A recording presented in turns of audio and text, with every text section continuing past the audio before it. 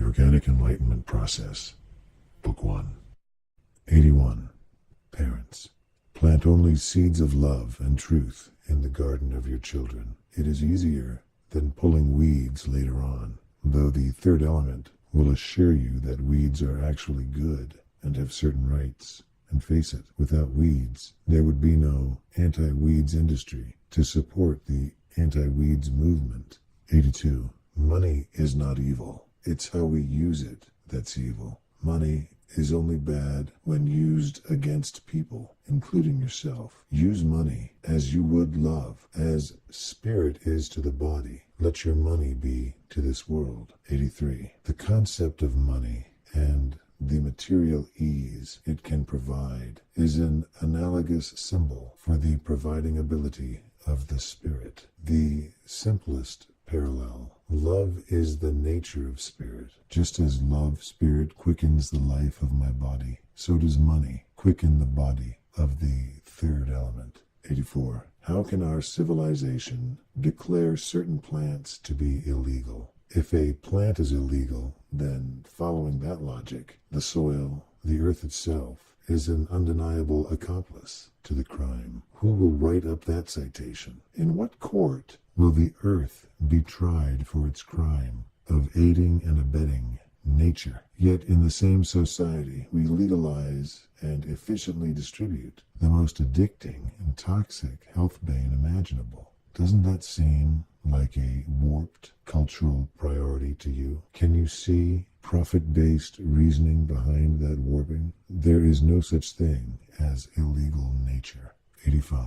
It's not civilization, but pretentious civilization that is the thermometer of social ill. Civilization exists to uplift humanity collectively. Humanity does not exist to support civilization. I wouldn't really call our world civilized. Technified, yes, but civilized, not yet. The greatest evil is hypocrisy. 86. Personal history is anecdotal at best. It is like the importance of knowledge. Its greatest quality use is only appreciated after it is completely abandoned as a foundation of enduring reality.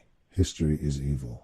87. Depending on how you look at it, all the pain and suffering in this world can be viewed in a way that makes you happy. In this material dimension of dualities, anything that is also isn't. Anything that isn't also is. Or anything that isn't yet also can be. There is always the unborn potential in anything for its opposite. In this world of dualities, the very presence of suffering implies the undeniable potential for its opposite, the suffer-free zone. That knowledge alone inspires happiness. Right now, we live in a world predominated by negativity everywhere we look, which gives me hope, knowing that there is the potential for its opposite, a world that is predominantly joy-filled and loving and helpful. Wouldn't that be something? If we can get to a point of predominant joy in the world,